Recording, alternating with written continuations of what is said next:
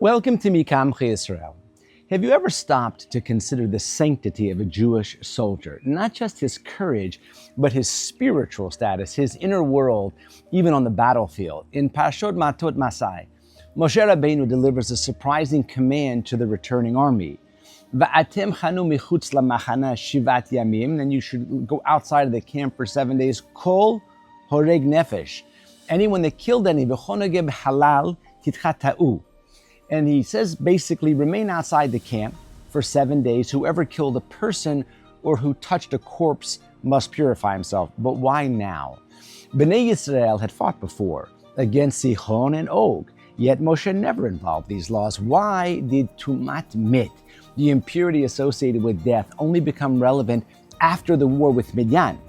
The Kamarne Rav, quoting the Kedushat Levi, reveals a hidden beautiful truth. Until this moment, the Jewish people had never truly killed. Their battles weren't won with swords, they were won with tefillah. They fought with hearts ablaze, not weapons drawn. Victory came through spiritual merit, not military might. As Yaakov Avinu declared, Bacharbi bakashti, with my sword and my bow, which Rashi explains means wisdom and prayer. That was the legacy of Bnei Yisrael. But the war with Midian was in fact different. This time, Bilam stood behind the scenes, a master manipulator of spiritual energies. He understood the timing of divine judgment. He tried to hijack our strength, our prayers, and weaponize them against us. Moshe recognized the danger. This was not a battle that could be fought in silence, not one that could be won through holiness alone. This time, they had to take up arms. This time, the sword was necessary. And with that shift from soul to steel came spiritual consequence. For the first time, Jewish hands had actually taken a life, and now, Tumat Mit, the impurity of death, entered the camp. A new halacha was taught because a new kind of warfare had begun. And yet, not every battlefield calls for a sword. Not every mistake demands a raised voice. Sometimes the deepest impact comes from silence. Let me share with you a delightful story. Chaim was a gifted child, brilliant beyond his years. He could tear through a sugya with dazzling clarity, but he was still a boy. Energetic, spirited, curious, and occasionally mischievous. He was the youngest Talmid in the great yeshiva of Kamenetz, led by his uncle, the revered Reb Baruch Ber Leibowitz. To most, Reb Baruch Ber was a giant. To Chaim, he was also Uncle Baruch Ber. That winter was fierce. The pond near the yeshiva froze solid, glimmering like glass, and the locals came to skate, and temptation was magnetic. But Reb Baruch Ber issued a firm instruction: no one is to approach the ice. The danger was real. The boys took it seriously, but Chaim was different. Rules felt optional, and besides, he was family. One early morning before sunrise, Chaim slipped out. He tied his shoes, he ran across the snow, and stepped out onto the frozen pond. And for a few magical moments, he soared, gliding, spinning, laughing alone in the cold. And by the time he returned, the word had already spread. Chaim broke the rule. The yeshiva buzzed. This wasn't a private mistake. This was public. It was brazen. What would Reb Baruch Ber do? Soon, Chaim was summoned. We know that feels. He walked slowly, his heart pounding. Outside the room, Bachurim gathered to listen. They expected a storm. They expected justice. Inside, Reb Baruch Ber looked up from his sefer. Chaimke, he said softly, is it true that you went skating this morning? Chaim nodded, barely breathing. Yes, and then silence.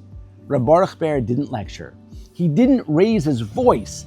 He simply looked at his nephew and asked, Chaimke, did you wear a sweater? I wouldn't want you to catch a cold out there. That was all. No scolding, no drama, just love. In that moment, 1,000 sermons were delivered without a single rebuke. Because Reb Baruch Ber saw the boy, not the rule breaker. He saw the neshama that needed warmth, not wrath. And that moment became eternal.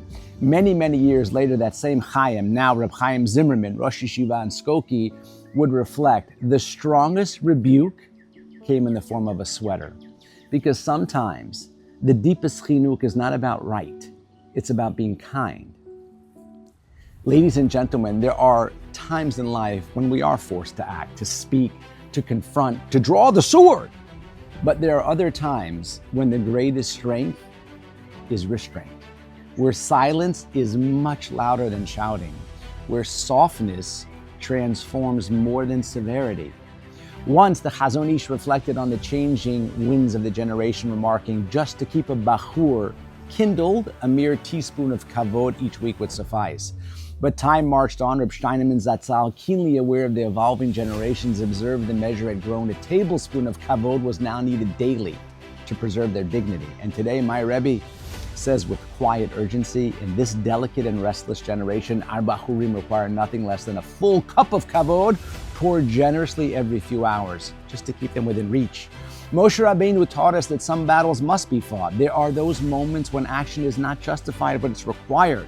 But Reb Baruch Ber taught us something just as vital, that not every mistake needs to be punished, and not every lesson needs to sting. Sometimes the path to a child's heart is lined with sweaters, not swords. We live in a world that demands instant response, post it, reply to it, react to it. But what if we paused? What if we asked, am I reaching for the sword or for the soul? Am I correcting or am I connecting? Mi Ka'amchi Yisrael isn't just about how we defeat our enemies. It's about how we guide our children, how we lead our homes, and how we uplift one another. Because the legacy of our people isn't built on might alone, it's built on mercy, or choosing warmth, respects out of fury, and sometimes between Moshe's command and Reb Baruch Ber's sweater lies the very secret to greatness. The best of luck. Shabbat Shalom u'Mevorach.